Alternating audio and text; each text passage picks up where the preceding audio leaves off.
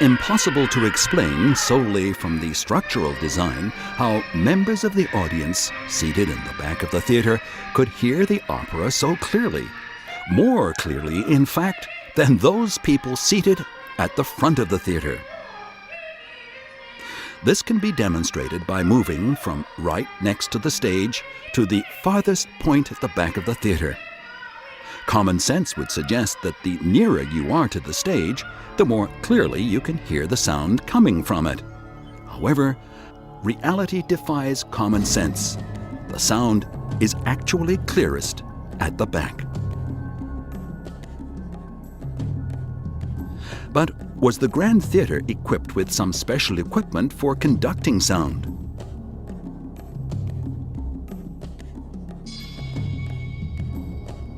The secret is, in fact, 9 large jars, which were buried under the stage when the theatre was being built. These jars served as natural amplifiers capable of producing a surround sound effect.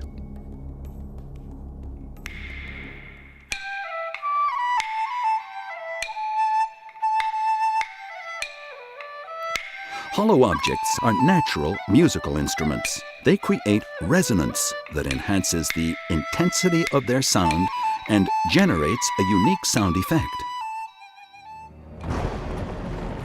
In the early Warring States period, nearly 2.5 millennia ago, military strategists used resonators to detect an enemy's movements. The philosopher Mao Tzu recorded one kind of resonator.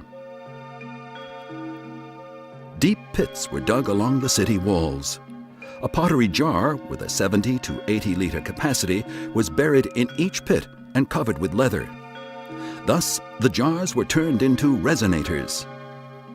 Someone with keen hearing, by listening at the mouth of the jars, could not only discover if an enemy was digging a tunnel, but also identify the location of the enemy and the direction he was moving in and from, just from the volume of the sound.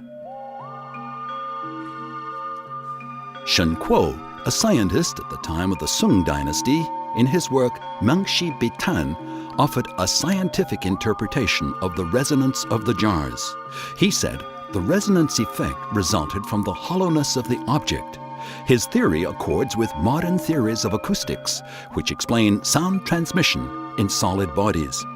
When sound is being transmitted in a solid body such as the ground, rails, and wood, if it encounters a cavity, it will produce a reverberation, making the original inaudible sound audible.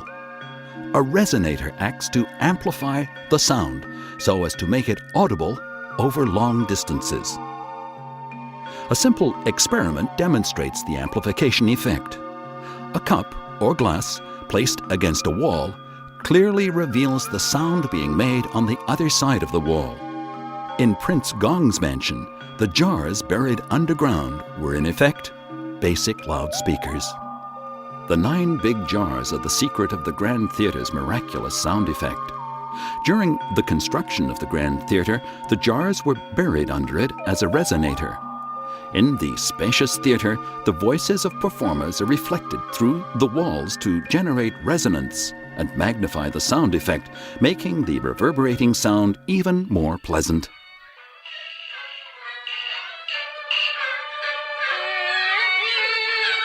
Today, the big jars are silently playing their role of enhancing the sound effect, but the audience has no chance of seeing them.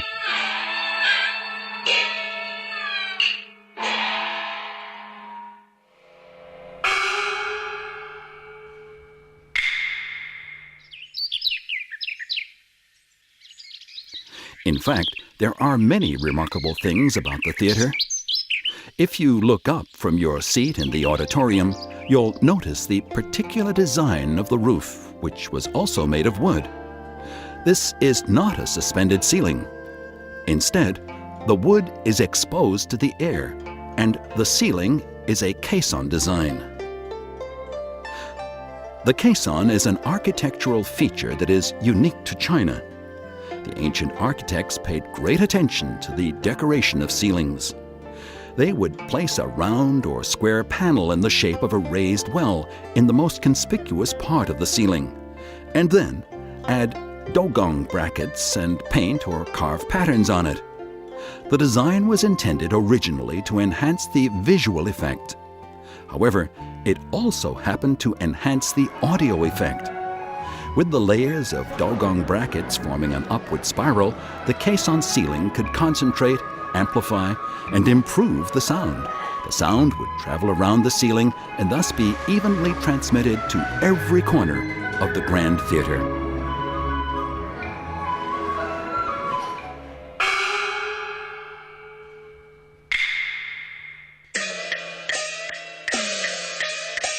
In fact, there are many remarkable things about the theater. If you look up from your seat in the auditorium, you'll notice that the walls and the pillars of the theater were decorated with painted wisteria and purple flowers. The patterns are unique to the Grand Theater at Prince Gong's mansion. Surrounded by the vivid wisterias, the audience feels as if they are in a natural arbor. The delicate painting, combining realism and artistic interpretation, is considered a major achievement of Chinese architectural painting. Yet, initially, it was not designed to please the audience. There was another reason for it, which originates in the ancient Chinese imperial system of hierarchy. It was a serious crime in imperial China for a minister to do or have anything on a grander scale than that of the emperor. Anyone guilty of such a crime could expect to have their possessions seized, or worst, be executed. In the Qing Dynasty, the law stated that a noble, using finer furniture than the emperor, should be prosecuted as a rebel.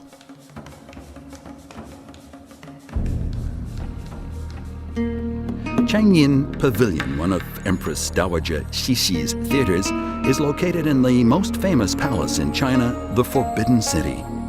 Though delicately designed, it's still an open stage. However, the Grand Theater in Prince Gong's mansion is completely enclosed. More importantly, it's the only theater in Beijing to make use of the principles of acoustics in its exquisite structure and design. But Prince Gong was only a minister, and for his theater to be more magnificent than the Empress Dowager's was clearly a case of lèse-majesté. To avoid accusations of eclipsing the imperial court, Prince Gong came up with a brilliant idea. The key to his plan was the vivid depictions of wisteria. The roof of the Grand Theater being covered with wisteria patterns gave people the illusion that they were under an arbor instead of in an extravagant theater. Thus, he allayed any suspicions of grandeur. 那么作为一个王爷来说呢，他是不能够越制的，因此呢，这座室内的大戏楼呢，如果里面绘满藤萝架，就像置身于这个露天看戏一样，它起到这样一个效果。同时呢，既满足了这个它的音色的观赏的效果，同时呢又表示出不能越制的这么一个心理。Prince Gong's little trick enables us to enjoy the exquisite designs today. People who come to the theater to enjoy Peking opera are amazed by the designs. Today, seeing opera in the Wisteria Theater is considered far more enjoyable than doing so in the theaters of the Forbidden City.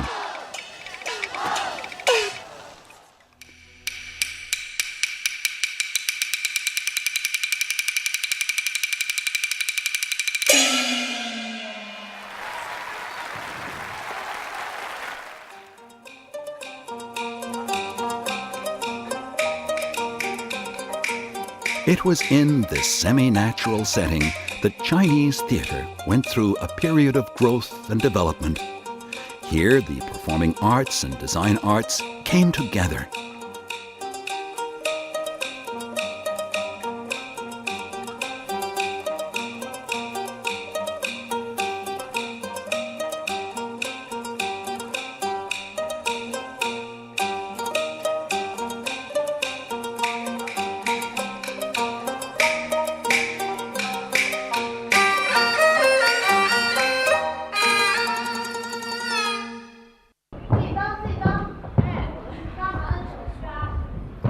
For a Peking opera performer, the two basic skills are singing and recitation.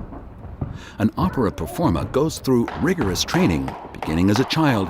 Singing is one of the key skills of the art.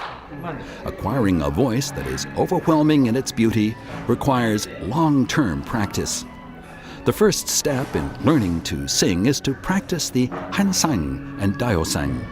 In other words, increase the volume and refine the tone. In addition, an opera performer also needs to practice the skills of articulation. Both are a refined form of artistic speech and are rhythmic and musical. Performers, after grasping the essence of articulation, strength and loudness, must act as the specific opera demands, so as to achieve a pleasant and vivid artistic effect.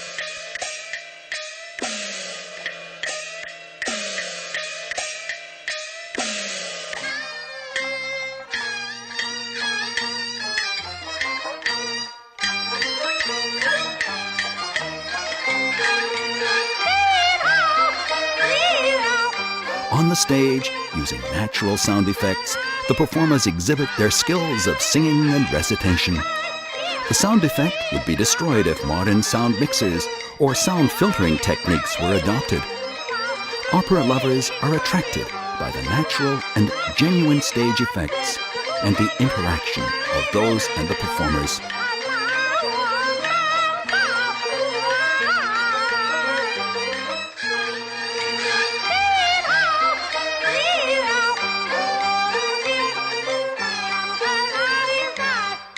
Walking out into Yuyuan Street, the noise of the traffic brings you back to reality. However, the heavenly voices of Chinese opera have a haunting effect. The merits and mistakes of emperors and ministers, the romance and revenge of beautiful women and gallant men hover over the Grand Theater at Prince Gong's mansion.